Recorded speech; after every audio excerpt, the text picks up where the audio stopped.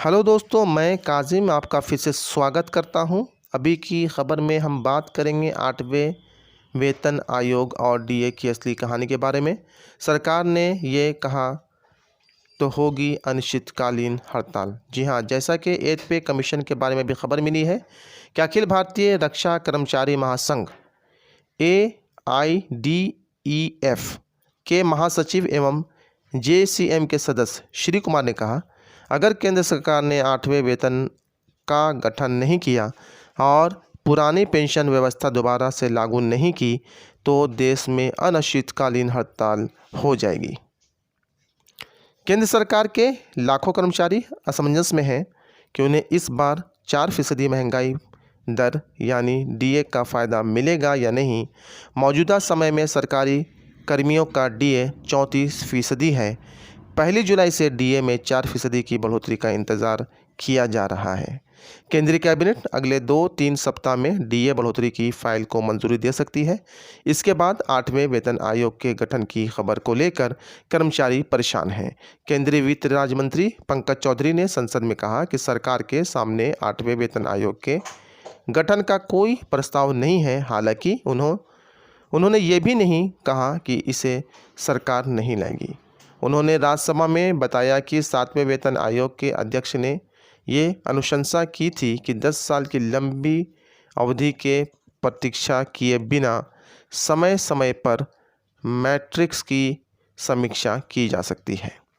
अखिल भारतीय रक्षा कर्मचारी महासंघ AIDEF के महासचिव एवं JCM के सदस्य श्री कुमार ने कहा, अगर केंद्र सरकार ने 8वें वेतन का गठन नहीं किया और पुरानी पेंशन व्यवस्था दोबारा से लागू नहीं की तो देश में अनिश्चितकालीन हड़ताल हो जाएगी।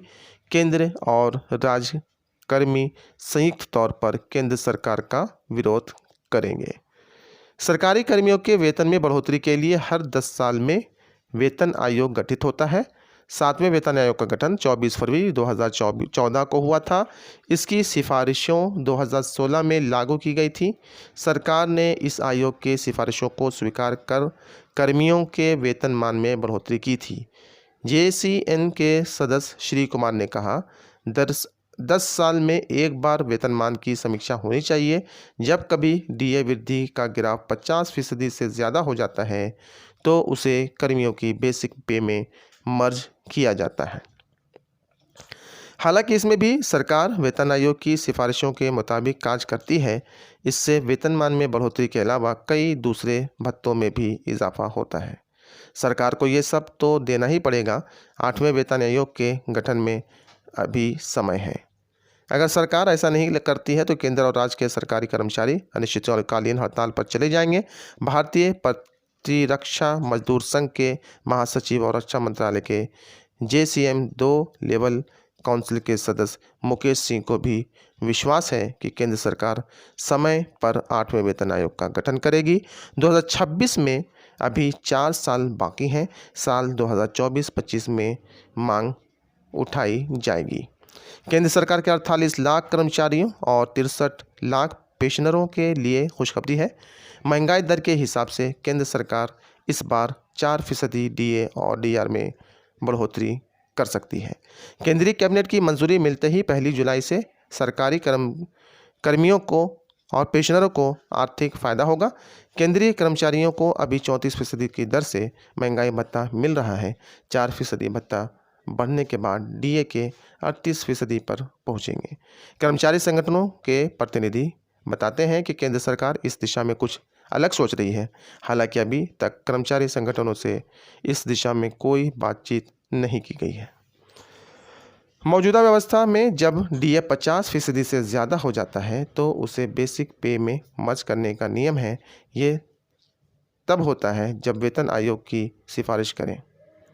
अब केंद्र सरकार में इस बात पर विचार चल रहा है कि एक तय सीमा तक डीए में बढ़ोतरी के बाद वेतन में ऑटोमेटिक रिवीजन का सिस्टम तैयार किया जाए। 7वें वेतन आयोग के अध्यक्ष ने भी ऐसी अनुशंसा की थी कि वेतन वृद्धि के लिए 10 साल की लंबी अवधि की प्रतीक्षा क्यों की जाए। समय समय पर मैट्रिक्स की समीक्षा कर कर्मियों को आर्थिक लाभ पहुंचाया जा सकता है। इंडेक्स महंगाई के हिसाब से काम कम या ज़्यादा होता है। जनवरी में 125.1 इंडेक्स बढ़ा था। फरवरी में ये इंडेक्स 125.0 रहा। मार्च में 126.0 और अप्रैल में 127.7 इंडेक्स ने उछाल लिया था। अप्रैल 2022 में AICPI इंडेक्स के नंबर में 1.7 पॉइंट का बड़ा उछाल दर्ज किया गया है। जून में रिटेल इन्फ्लेशन मामूली गिरावट के साथ 7.01% रहा। कंज्यूमर प्राइस पर आधारित खुदरा महंगाई दर में 7.04% था। ऐसे में DA 38% की दर से बढ़ेगा। किसी कर्मी का मूल वेतन 18,000 रुपये है तो 38% दर के हिसाब से उसके वेतन में 720 रुपये बढ़ जाएंगे। कर्मचारी का मूल वेतन 25,000 रुपये है तो उस पर प्रति माह 1,000 रुपये बढ़ेंगे। 35,000 रुपये मूल वेतन लेने वाले कर्मियों को प्रति माह 1,400 रुपये ज़्यादा मिलेंगे। 45,000 रुपये बेसिक सैलरी पर 1,800 रुपये बढ़ेंगे। 52,000 रुपये के बेसिक सैलरी पर 2,080 रुपये, 70,000 रुपये के बेसिक सैलरी पर 2,800 रुपये, 85,500 रुपये के बेसिक सैलरी पर 3,420 रुपये और 1,00,000 रुपये बेसिक सैलरी वाले कर्मियों के खाते में हर माह 4,000 रुपये ज़्यादा आएंगे। चलिए जानते हैं कि जेटली फार्मूला क्या है। केंद्र सरकार पूर्व वित्त मंत्री अरुण जेटली द्वारा सुझाए गए फार्मूले पर भी विचार कर रही है। इस फार्मूले में कहा गया था कि कर्मचारियों का वेतन उनकी परफॉर्मेंस के आधार पर बढ़ाया जाए। इसे एक्रोयड फार्मूले का नाम दिया गया था।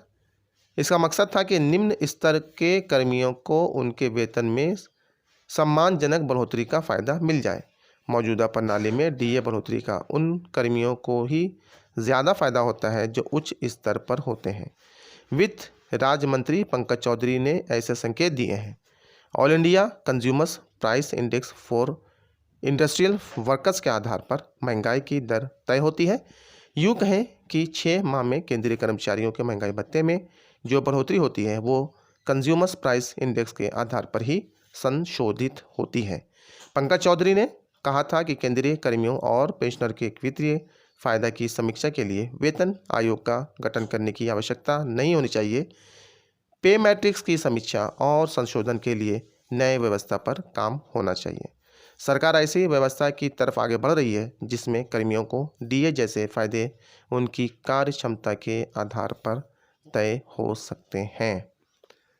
तो जैसा कि अभी ये डिटेल्स सब तक पहुंची है, अभी आगे देखते हैं क्या होता है। तो आगे जो भी लेटेस्ट अपडेट आएगी वो आप तक पहुंचाई जाएगी। आप सभी से फिर से निवेदन करता हूं कि जिन लोगों ने चैनल को अब तक सब्सक्राइब नहीं किया है वो चैनल को सब्सक्राइब कर लें, इसे लाइक करें, दूसरों तक शेयर करना ना भूलें। फ़िलहाल के लिए इतना ही।